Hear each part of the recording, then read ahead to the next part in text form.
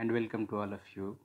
आज की इस वीडियो लेसन में मैं बात करने वाला हूँ सेंट्रल नर्वस सिस्टम के बारे में। जैसा कि हम लोगों ने पिछली वीडियो में देखा था, मानव तंत्रिका तंत्र को उसके कार्यों के आधार पर हम दो भागों में बांट सकते हैं। पहला, केंद्रीय तंत्रिका तंत्र या सेंट्रल नर्वस सिस्टम। दूसरा, परिधीय तंत्रिका तंत्र या पेरिफेरल नर्वस सिस्टम। केंद्रीय तंत्रिका तंत्र की संरचना और कार्यों को अब हम विस्तार से देखते हैं। केंद्रीय तंत्रिका तंत्र मानव शरीर में सेंट्रल प्रोसेसिंग यूनिट की तरह कार्य करता है। जैसा कि आप एक कंप्यूटर में देखते हैं कि एक सीपीयू होता है, वैसे ही मानव शरीर में सीएनएस की भूमिका भी सीपीयू जैसी ही है। केंद्रीय तंत्रिका तंत्र सभी न्यूरल गतिविधियों का केंद्र होता है।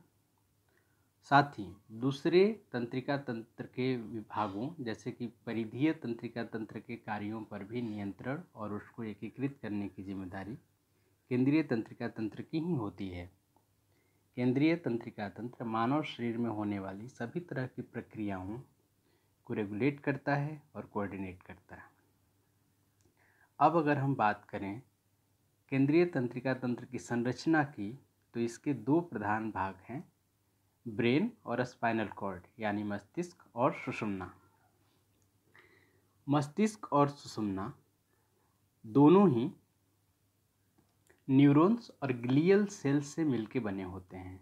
न्यूरॉन्स की संरचना के बारे में हम लोग पहले ही बात कर चुके हैं। ग्लियल सेल्स का कार्य स्नायु कोशिकाओं या न्यूरॉन्स को पोषण प्रदान करना भी होता है। साथ ही कई बार ग्लियल सेल्स स्टेम सेल की भांति भी कार्य करता है, जहां से नई न्यूरॉन्स की उत्पत्ति भी होती है। तो ग्लियल सेल्स का कार्य मुख्य तौर पे स्नायु कोशिकाओं को सहायता करना है। यह कार्य वो अनेक रूपों से करता है।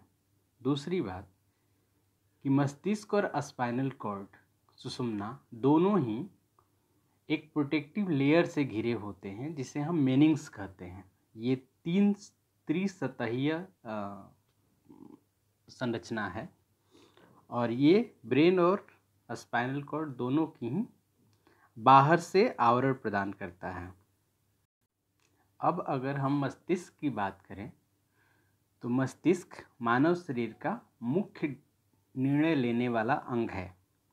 इसमें सैकड़ों अरबों से ज़्यादा स्नायु पाए जाते हैं। यह एक जटिल संरचना है और दूसरे जीवों की तुलना में मानव मस्तिष्क ज़्यादा विकसित होता है। यह विकसित मस्तिष्क इवोल्यूशनरी प्रोसेस का परिणाम है, यानी समय के साथ जो धीरे धीरे क्रमिक विकास होता है, उसका परिणाम है कि मानव का मस्तिष्क इतना विकसित होता है, इतना सक्षम होता है।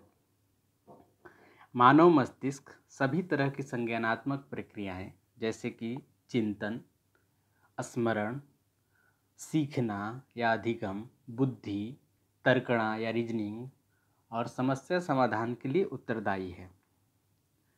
मस्तिष्क के विभिन्न भागों को हम इस फिगर में देख पाएंगे और एक एक करके इनका अध्ययन करेंगे हम लोग। मस्तिष्क को उसकी संरचना के आधार पर प्रधानतः तीन भागों में बांटा जा सकता है। पहला है हाइंड ब्रेन, जिसको हिंदी में हम कहते हैं पश्च मस्तिष्क। फिर दूसरा है मिड ब्रेन यानी मध्य मस्तिष्क और तीसरा है फोर ब्रेन या अग्र मस्तिष्क। पश्च मस्तिष्क के मुख्य भाग हैं मेडुला, पोन्स एंड सेरेबेलम या लघु मस्तिष्क।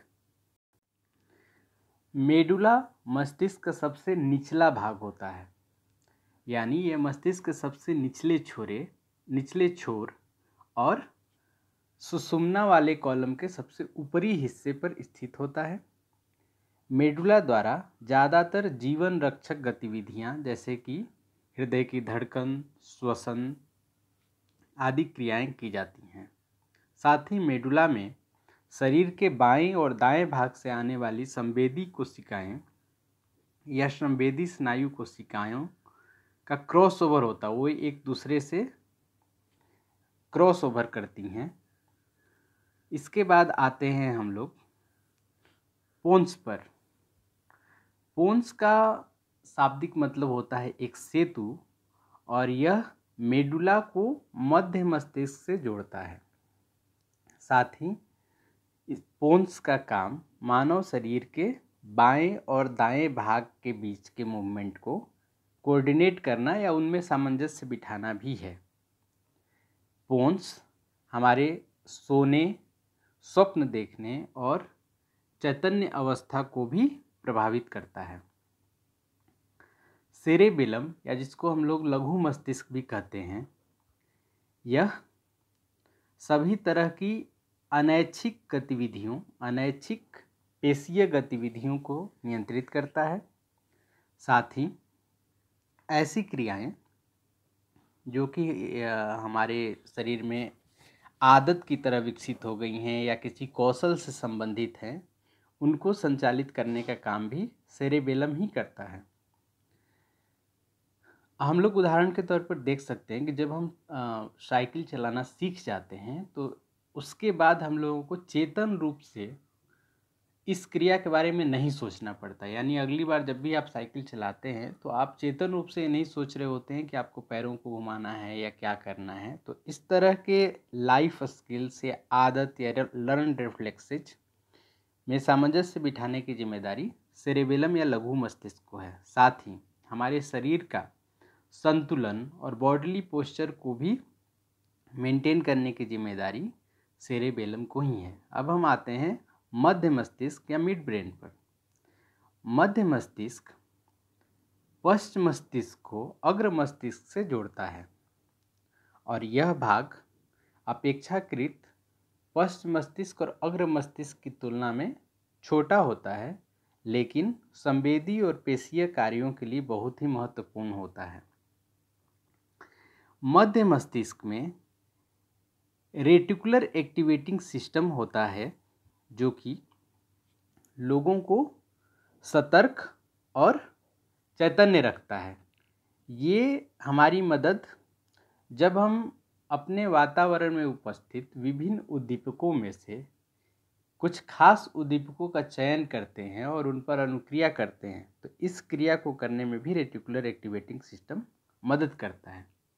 हमें पता है कि हमारे चेतन सिस्टम या चेतन तंत्र की क्षमता सीमित है। वह वातावरण में उपस्थित सभी उद्दीपकों पे एक साथ ध्यान नहीं दे सकता। तो कौन सा उद्दीपक जरूरी है जिसको सबसे पहले अटेंड करना चाहिए, इसका निर्णय भी रेटिकुलर एक्टिवेटिंग सिस्टम ही करता है, जो मध्य मस्तिष्क का हिस्सा है। साथ ही विजुअल रिफ्लेक्सेज और श्रवण संवेदनों में भी मध्य मस्तिष्क की भूमिका है। अब आते हैं फोर ब्रेन पर, यानी अग्र मस्तिष्क। यह मस्तिष्क का सबसे महत्वपूर्ण भाग है। इसके द्वारा सभी तरह के संज्ञानात्मक, भावनात्मक और पेशीय गतिविधियों को संचालित किया जाता है। अग्र मस्तिष्क को भी हम विभिन्न भागों में बांटकर अध्ययन कर सकते हैं, जिसमें कुछ महत्वपूर्ण हिस्से हैं हाइपोथैलेमस, थैलेमस, लिम्बिक सिस्टम और सेरेब्रम। हाइपोथैलेमस की हम लोग बात करें तो यह एक छोटा परंतु बहुत ही महत्वपूर्ण भाग है। यह थैलेमस के जस्ट नीचे और आगे अवस्थित होता है। इस फोटो के माध्यम से अगर हम समझना चाहें तो थैलेमस हमारा ये वाला हिस्सा है, जो कि यहाँ थैलेमस के नीचे है हाइपोथैलेमस। अब हम अगर इसके कार्यों की बात करें तो यह होम्योस्टैसिस को नियंत्रित करने का काम करता है, समस्थितिकी को, यानी हमारे शरीर के तापमान को स्थिर रखने में मदद करता है। साथ ही हमारी भूख, प्यास, सोना, जागना, लैंगिक गतिविधियाँ, श्रमवेग और अभिप्रेरित व्यवहार के नियंत्रण में भी हाइपोथैलेमस की महत्वपूर्ण भूमिका होती है। एक सबसे अहम भूमिका जो हाइपोथैलेमस निभाता है वह है पिट्यूटरी ग्लैंड को नियंत्रित करना। पिट्यूटरी ग्लैंड मस्तिष्क में अवस्थित एक ग्लैंड है जिसे हम मास्टर ग्लैंड कहते हैं, और यह अन्य सभी ग्रंथियों या ग्लैंड्स के कार्यों का नियंत्रण करता है। और इस पर नियंत्रण करने का कार्य करता है हाइपोथैलेमस, यानी एक तरह से हाइपोथैलेमस शरीर में उपस्थित सभी ग्रंथियों के कार्यों को नियंत्रित करता है। अगर हम थैलेमस की बात करें तो थैलेमस एक रिले स्टेशन, प्रसारण स्टेशन की तरह कार्य करता है और सभी पेशीय एवं संवेदी सिग्नल्स को सेरेब्रल कॉर्टेक्स के संबंधित हिस्सों तक प्रसारित करता है। हाइपोथैलेमस के जस्ट ऊपर अवस्थित होता है ये। इसके बाद अगर हम लिम्बिक सिस्टम की बात करें तो लिम्बिक सिस्टम ऊपरी मस्तिष्क के अंदरूनी हिस्से में अवस्थित होता है और इसके अन्य हिस्से हैं थैलेमस, हाइपोथैलेमस, हिप्पोकैम्पस, अमिगडाला और सिंगुलेट कॉर्टेक्स।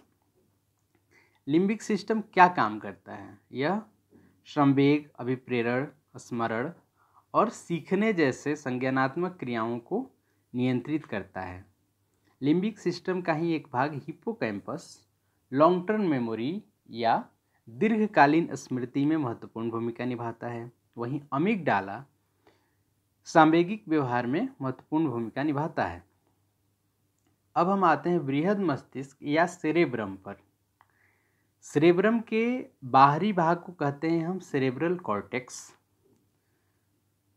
और बृहद मस्तिष्कीय वल्कुट जिसको हिंदी में कहा जा सकता है।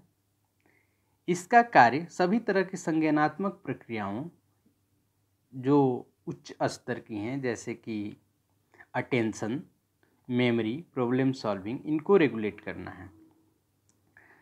बृहद मस्तिष्क को हम दो बराबर आधे हिस्सों में बांटते हैं जिनको हम लोग हेमिस्फीयर कहते हैं और दोनों हेमिस्फीयर्स कॉर्पस कैलोसम नाम के एक thick band of neural fibre से जुड़ा होता है, यानी तंत्रिका तंतुओं का एक मोटा बैंड है जो कि बृहद मस्तिष्क के दोनों हेमिस्फीयर्स में संपर्क स्थापित करने का काम करता है।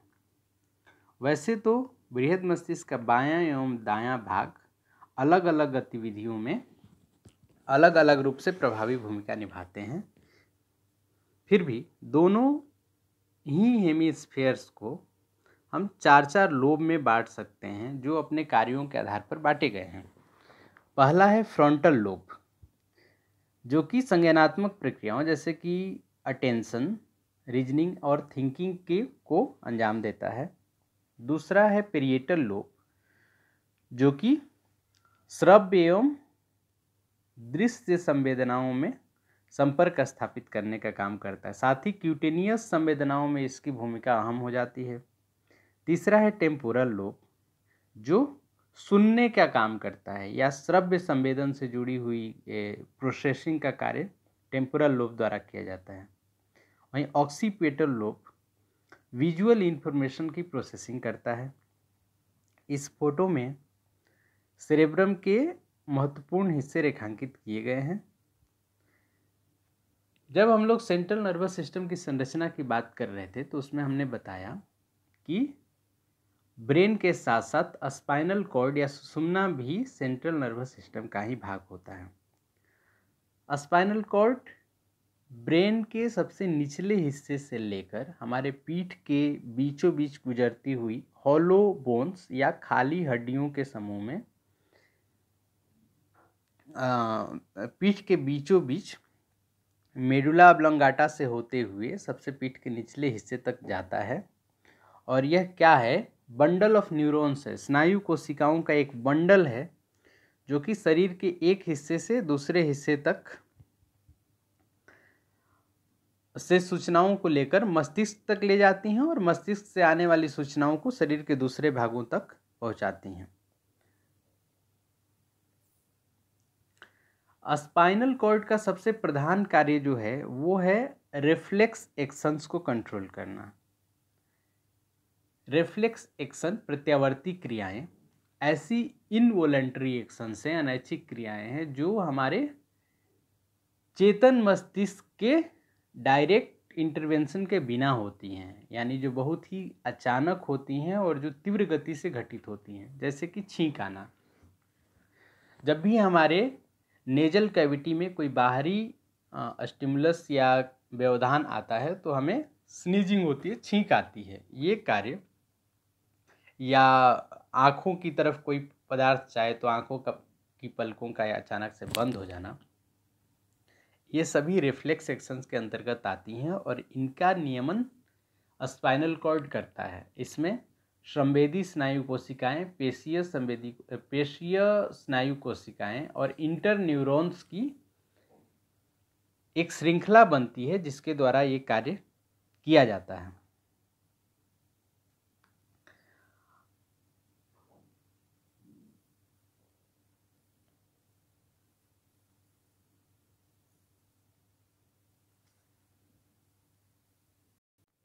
केंद्रीय तंत्रिका तंत्र के संदर्भ में आज के लिए इतना ही। Thank you.